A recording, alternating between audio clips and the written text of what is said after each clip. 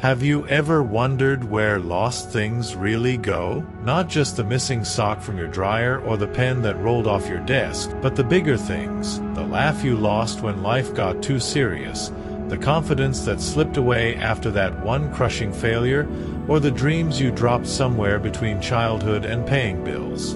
Tonight, I'm going to tell you about a place where all these things end up, waiting patiently for someone to reclaim them. But here's the thing. This place only exists when most of the world is sleeping, and finding it changed one lonely janitor's life in ways that will make you reconsider everything you thought you knew about loss. Marcus had been cleaning the Thornfield office building for 15 years, always the night shift, always alone. 3 a.m. was his favorite hour. The world felt paused, like he was the only person alive in the entire city. The fluorescent lights hummed their monotonous tune as he pushed his cart down the 23rd floor hallway, the wheels squeaking in a rhythm he'd long since memorized. Some people might find the solitude crushing, but Marcus had made peace with it years ago. Or at least, that's what he told himself. It was a Tuesday night in October when everything changed. Marcus was wiping down the windows that overlooked the city when he noticed something odd in the reflection. The street below, usually empty except for the occasional taxi, was flickering, like a TV channel trying to tune in through static. He rubbed his eyes, figured he needed to cut back on the coffee, but when he looked again, the flickering had intensified. Then he saw them. Colorful tents and stalls materializing in the empty lot across the street, appearing like watercolors bleeding through wet paper. Strings of lights that looked like captured stars began connecting booth to booth, and people, were those people? Started wandering between the stalls. But these weren't ordinary people. They moved differently, some floating slightly above the ground, others seeming to phase in and out of visibility. Now, you might think Marcus would run, or at least look away. But loneliness does something strange to a person. It makes the impossible seem like an opportunity rather than a threat. So instead of fleeing, Marcus found himself in the elevator, then the lobby, then standing at the edge of the lot where moments before there had been nothing but cracked asphalt and weeds. A wooden arch had appeared at the entrance, carved with words and languages Marcus didn't recognize, though somehow he understood their meaning. The night market of lost things. Enter only if you're ready to find. Ready to find what? Marcus wondered, but his feet were already carrying him forward.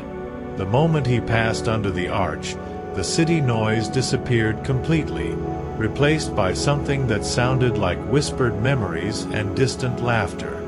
The air smelled of cinnamon and old books, sea salt and birthday candles, fresh rain and forgotten perfume. Impossible combinations that somehow made perfect sense. The first stall he passed was run by an elderly woman whose hair seemed to be made of cobwebs and moonlight. Her table was covered with buttons, thousands of them, each one glowing faintly. "Lost buttons," she called out to him, her voice like autumn leaves rustling. Each one popped off during a moment of change. This one, she picked up a small pearl button, fell off a wedding dress when the bride decided to run. This one, a brass military button, popped off when a soldier chose compassion over orders. Can you imagine? Every small thing we lose marking a moment when our lives shifted direction? Marcus moved deeper into the market, his janitor's uniform making him feel oddly out of place among the dreamlike shoppers. Some were solid like him, others translucent, and a few seemed to be made entirely of starlight and wishful thinking. He passed a stall selling lost phone numbers written on napkins, connections that could have been, the vendor explained. Another booth displayed snow globes, each containing a lost winter, from places that don't get snow anymore, the keeper said sadly. But it was the sound of laughter that stopped Marcus in his tracks. Not just any laughter. Specific laughs, each one distinct, floating in glass bubbles at a stall manned by a creature that looked like it was made of pure joy condensed into almost human form. Lost laughs, it explained, its own voice tinkling like champagne bubbles.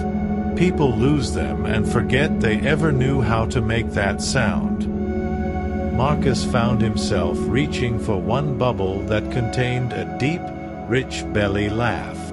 The moment his finger touched the glass, he heard it, his own laugh from 20 years ago, before his wife got sick, before the medical bills, before the silence. He jerked his hand back as if burned. "That's yours?" the creature asked, its expression shifting to something softer. "You can have it back, you know. First-time visitors get one free reclamation." I'm not ready," Marcus heard himself say, though he wasn't sure why. The creature nodded as if this made perfect sense. "They usually aren't, the first time. But you'll be back. They always come back." As Marcus wandered further, the stalls became more abstract. There was a booth selling lost time, actual minutes and hours that had slipped away, preserved in hourglasses. "Very popular with parents," the timekeeper mentioned. "They always want back the hours they spent working instead of playing with their children." Another stall offered lost words, the perfect thing you should have said in that argument, the "I love you" that stayed stuck in your throat, the apology that came too late. Have you ever thought about all the words you've lost? The ones that could have changed everything if you just let them out? That's when Marcus saw him. The market keeper. He was impossible to describe because he seemed to be different things to different people. To Marcus, he appeared as an elderly black man with kind eyes and hands that looked like they'd held every sorrow and joy the world had ever produced. He was standing in the center of the market next to a fountain that sparkled with what looked like liquid moonlight. "First time?" the keeper asked, though it wasn't really a question. Marcus nodded, suddenly feeling like he was in a principal's office. "What is this place?" The keeper smiled, and in that smile was the answer to every question Marcus had been afraid to ask. "This is where lost things gather, waiting to be found. But not just things, as you've noticed. We have lost feelings, lost memories, lost chances. That fountain there? It's filled with lost tears, the ones people held back when they needed to cry. And people can just take them back? If they're ready. That's the key, you see. Most people lose things for a reason. Fear, usually. Or pain. Sometimes growth. You can't hold on to everything and still move forward. The market appears every night at 3 a.m., in every city, always in a different place. Only those who truly need to find something can see it. Marcus thought about his empty apartment, his silent dinners, his automated life. What did I lose that brought me here? The keeper's eyes twinkled. Oh, my friend, the question isn't what you lost. It's what you're finally ready to find. They walked together through the market, the keeper pointing out stalls Marcus hadn't noticed. There was a booth selling lost recipes, the ones that died with grandmothers, the vendor explained, stirring a pot that smelled like every comfort food at once. Another offered lost songs, melodies people hummed once and could never remember again. But here's my favorite, the keeper said, stopping at a stall that seemed to be made of pure shadow and light. The vendor was a child, or maybe an adult with a child's eyes, or maybe something that had never been either. The stall was full of nothing or everything. Marcus couldn't tell. Lost possibilities, the child vendor said in a voice like wonder itself. The lives you could have lived if you'd made different choices. Marcus stared at the empty full stall, and suddenly he could see them, shadowy versions of himself. Marcus the musician who never stopped playing guitar. Marcus the father who had children with Sarah before she got sick. Marcus who took that job in Paris. Marcus who said yes instead of no, who stayed instead of left, who fought instead of surrendered. Everyone wants to see these, the keeper said softly, but almost no one should. The path not taken is lost for a reason. It's the path you took that needs your attention. As they continued walking, Marcus noticed something strange. Well, stranger than everything else. Some of the shoppers were becoming more solid while others were fading. Dream visitors, the keeper explained. The market exists in that space between waking and sleeping. Some find us in their dreams, others while awake but lost in thought. The dreamers can shop but can't take anything back unless they remember when they wake. The awake ones, like you, can take things but often can't believe what they've found. Isn't it funny how we trust our dreams more than our waking eyes sometimes? They passed a stall that made Marcus stop short. It was full of keys, thousands of them, maybe millions, hanging from invisible threads, floating like metal snowflakes. Lost keys, the vendor, a woman who looked like she was made of doorways, explained.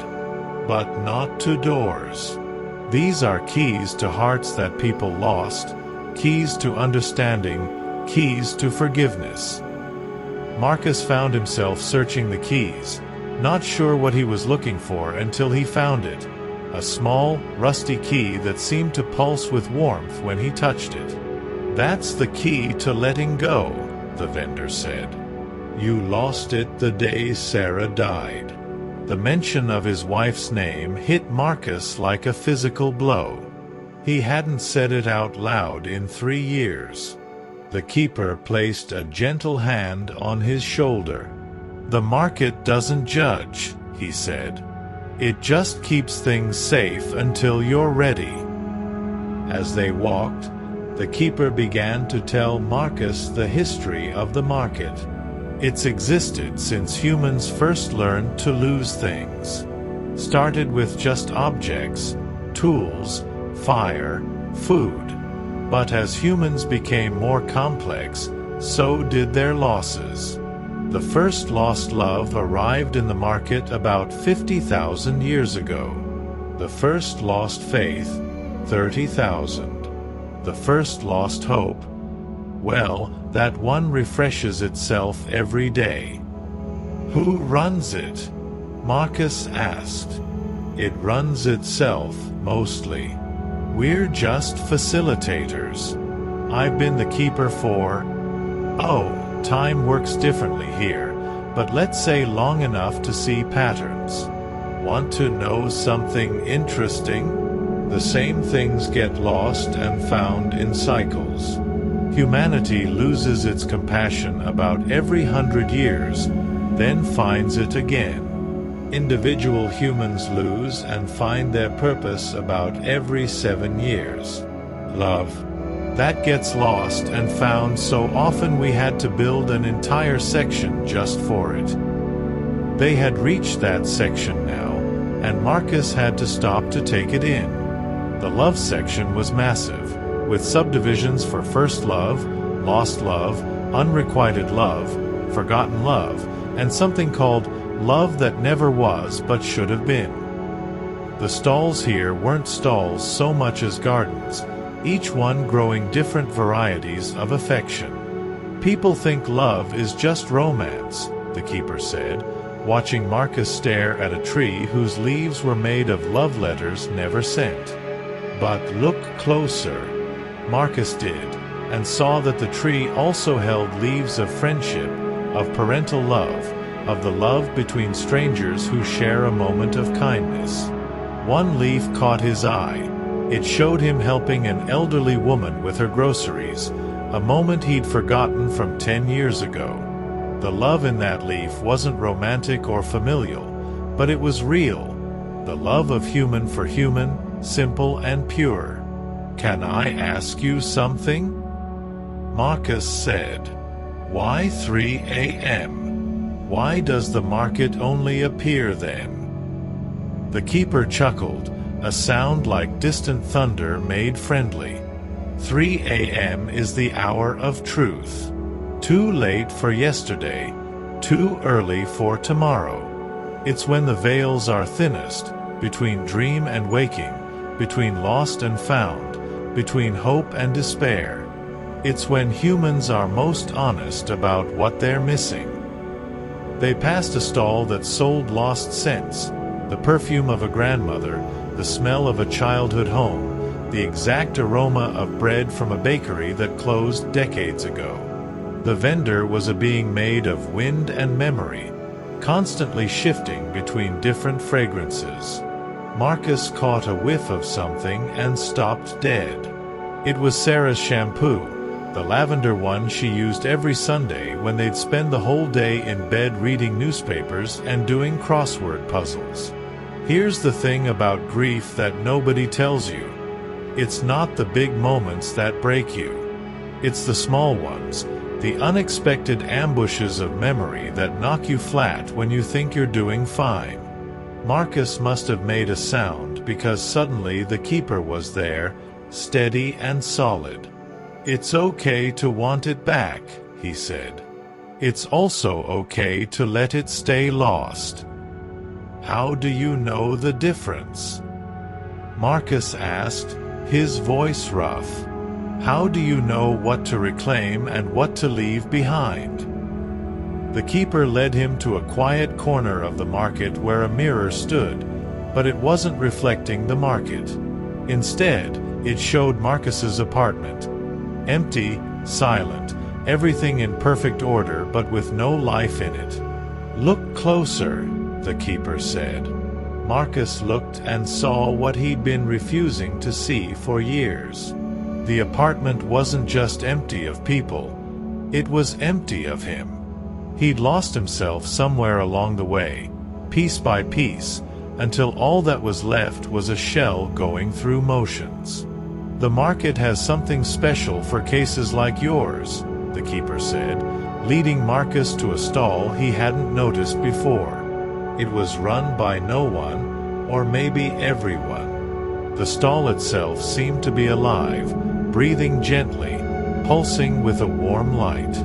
Inside was a single item, a compass that didn't point north. Instead, it spun slowly, searching.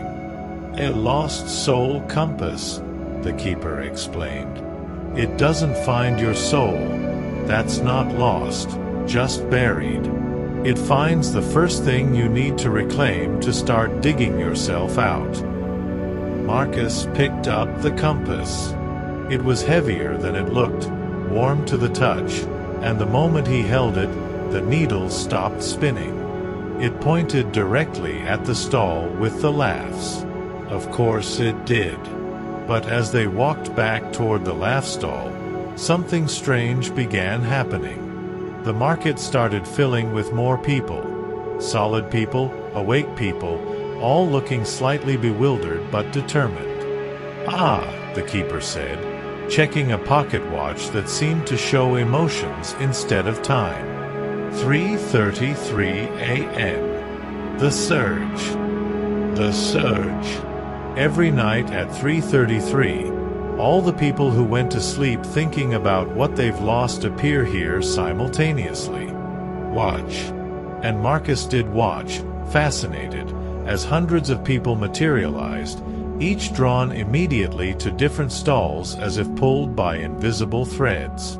A businessman went straight to the lost opportunities. A mother headed for lost patients. A teenager approached, lost confidence.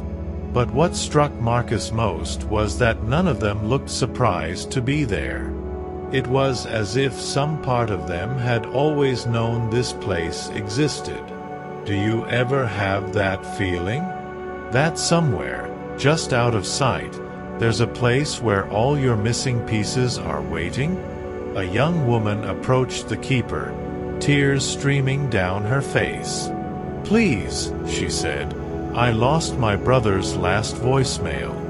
I deleted it by accident after he died. Is it here?" The keeper's expression was infinitely kind. "Third row, 7th stall on the left." The vendor with silver eyes. "But sweetheart, remember, you don't need the voicemail to keep his voice. It's in here." He touched his chest. "Always."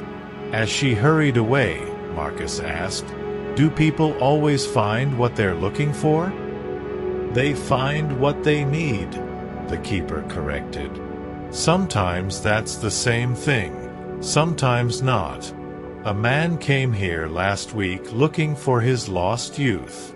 Instead, he found his lost wisdom and realized youth without wisdom is just ignorance with energy." They were back at the laugh stall now.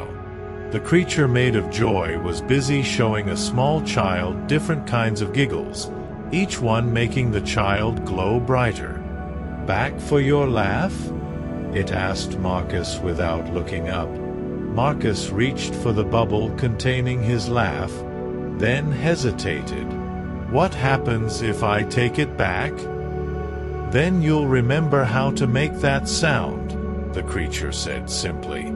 "But more importantly, you'll remember why you made it. Laughter isn't just sound, it's a state of being. Take back the laugh, and you take back the ability to feel that lightness again." Marcus's hand closed around the bubble.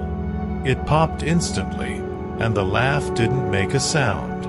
Instead, it went inside him, spreading through his chest like warm honey. And suddenly he remembered, not just the laugh, but what caused it. Sarah attempting to cook Thanksgiving dinner for the first time, somehow managing to burn water.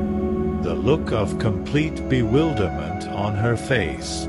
The way they'd ended up eating Chinese takeout on their best china, making toasts with wine in coffee mugs because she'd somehow broken all the wine glasses too. And for the first time in 3 years, Marcus laughed. Really laughed. The sound surprised him, rich and full and alive. Others in the market turned to look, and some of them smiled, as if his laughter reminded them of something they'd lost too. "That's the magic of the market," the keeper said, smiling broadly. "Every reclamation creates ripples. Your found laughter helps others remember theirs." As they continued through the market, Marcus began to notice patterns. The people who came looking desperate often left empty-handed, while those who browsed with open curiosity found treasures they didn't know they'd lost.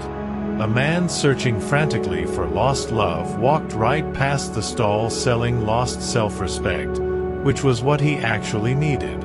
A woman hunting for her lost beauty didn't notice the lost self-acceptance stall glowing trying to get her attention.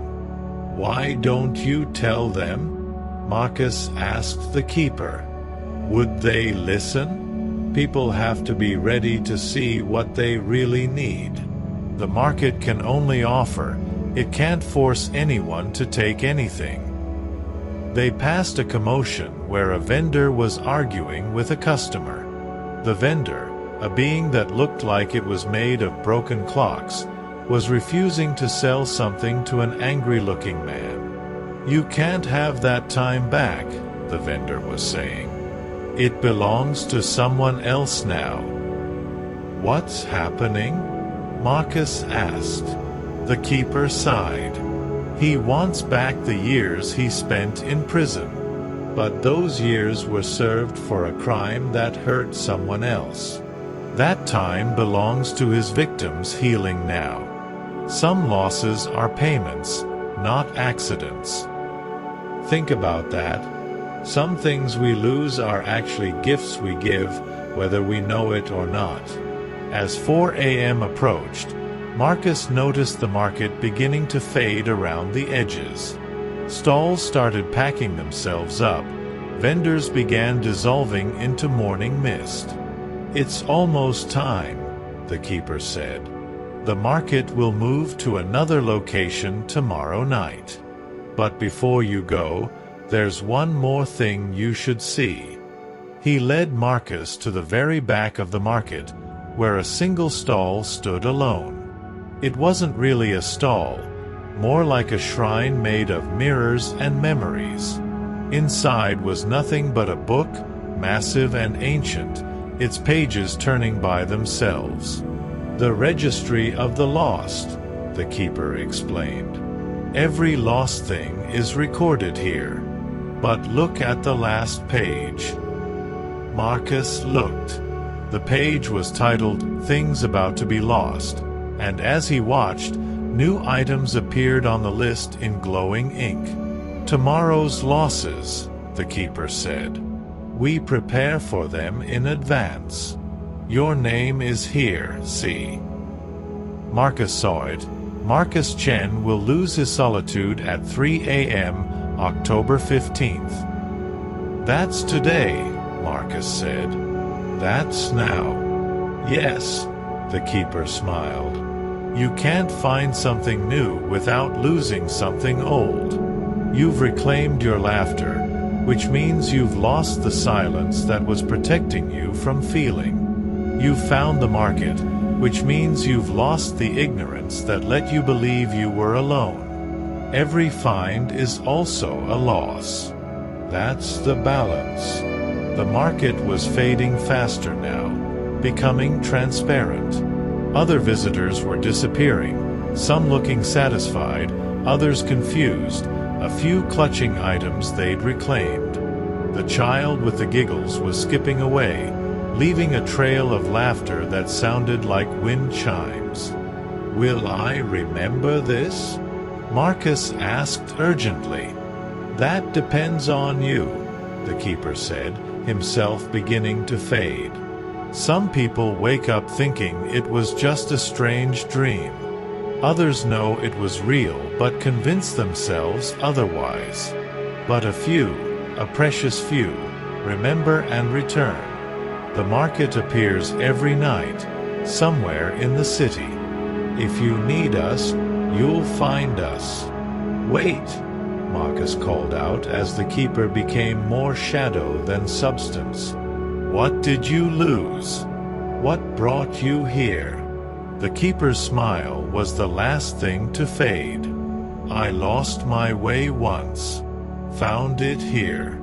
Now I help others find theirs. That's how it works. Those who find become those who help others search."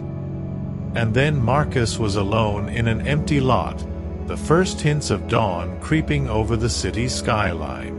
The only evidence of the market was a small weight in his pocket.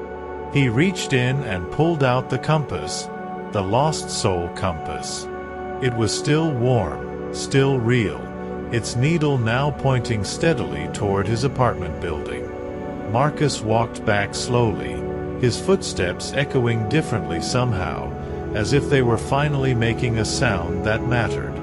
When he entered the building, Gerald, the morning security guard, did a double-take. "Marcus? You look different. Good different." "I feel different," Marcus admitted, and then, testing his reclaimed laugh, he chuckled. The sound filled the lobby like it had been waiting years to exist there. Over the next few days, Marcus found himself changing in small but significant ways. He started talking to people, really talking, not just exchanging pleasantries. He called his sister for the first time in 2 years. He signed up for a cooking class, remembering how much Sarah had loved his attempts at cuisine. And every night at 3 a.m., He looked out the window, searching for flickering lights and impossible stalls. A week later, he found the market again. It was in a different location, a rooftop parking garage, but the arch was the same, the smells were the same, the keeper was there, smiling like he'd been expecting him. "Back so soon?" the keeper asked. "I want to help," Marcus said. "I want to be a vendor."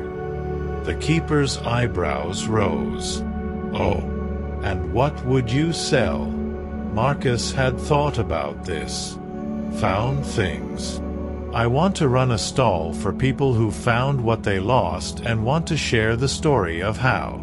Because sometimes knowing someone else found their way back helps you believe you can find yours." The keeper laughed, a sound like every celebration that ever was. "Now that's a new one. Follow me." He led Marcus to an empty space between two stalls, and as they watched, a new stall began to grow from the ground like a fast-forward film of a plant. It was simple but warm, with shelves that filled themselves with empty books waiting for stories. "The Found Things booth," the keeper announced. "May it serve those who need hope that what's lost can be reclaimed." That was 6 months ago. Now, Marcus spends his days living, really living, and his nights at the market. His stall has become one of the most visited, not because people can take anything from it, but because they can leave something. Their story of reclamation, their testimony that lost things can be found. He's heard thousands of stories now. The woman who found her lost courage and left an abusive relationship. The man who reclaimed his lost creativity and painted again after 20 years. The child who found their lost voice and finally told someone about the hurt they'd been hiding.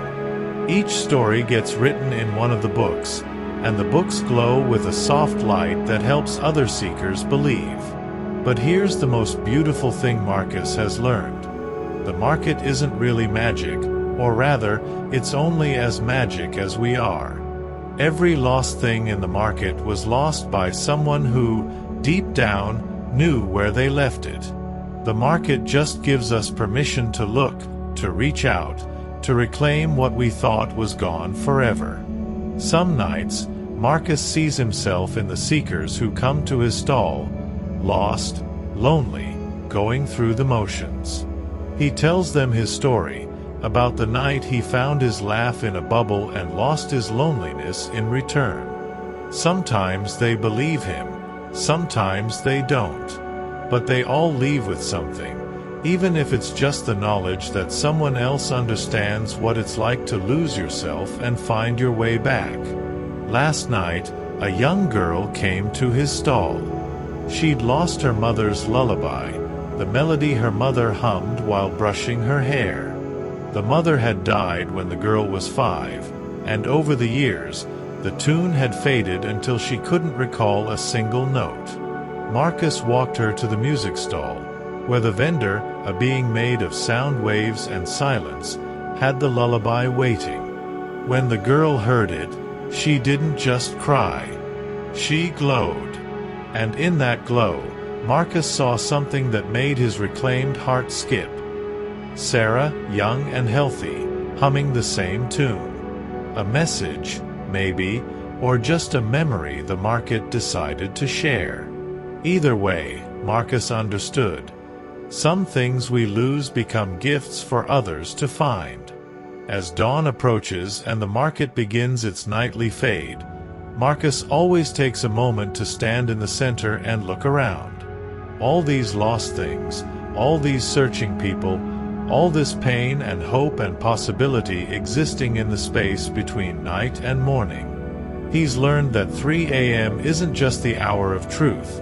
It's the hour of possibility, when lost things gather and wait for brave souls to reclaim them. And now I'll tell you a secret, something Marcus discovered just last week. The market doesn't only exist at 3 a.m. in physical spaces. It exists whenever someone pauses in their day and really, truly acknowledges what they've lost and what they want to find.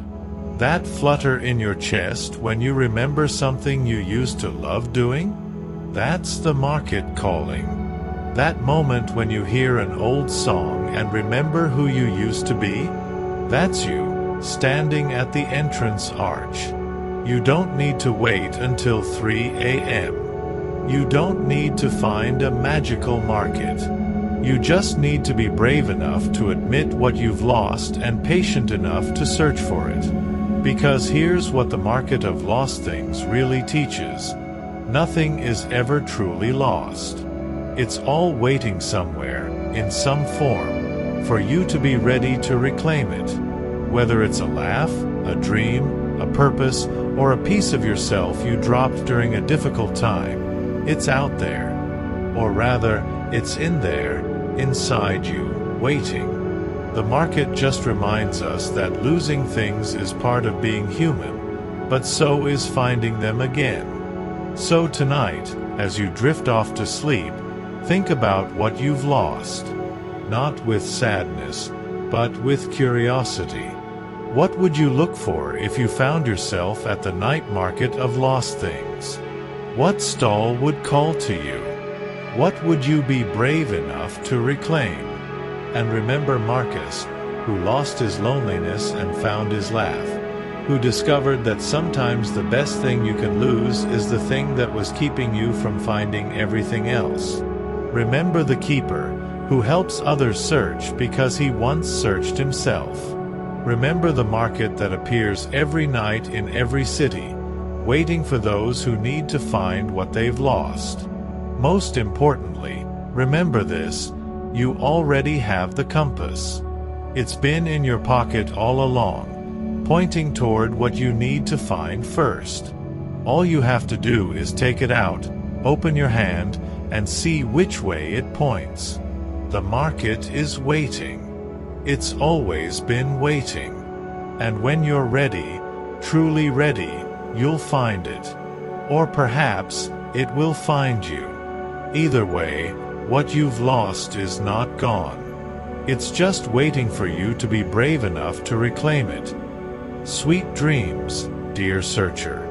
May you find what you're looking for, lose what you need to release, and discover that sometimes the most magical market in the world is the one that exists in the space between loss and hope, between 3 a.m. and dawn, between who you were and who you're becoming.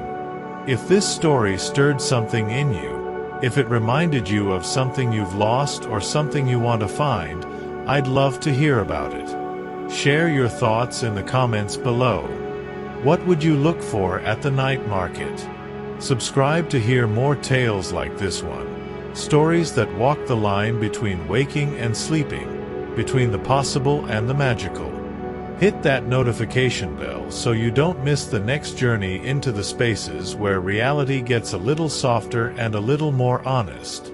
And if someone you know has lost something important, especially if that something is themselves, share this story with them. Sometimes we all need a reminder that lost things can be found, that 3 a.m. isn't just the darkest hour but also the most magical, and that somewhere, in some market we can't quite see but can always feel, everything we've ever lost is waiting patiently for us to be ready to reclaim it.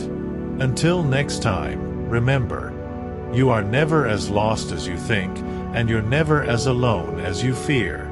The market is always there, and so am I, your companion in these nighttime tales. Sleep well, search bravely, and may you always find what you need, exactly when you need it most.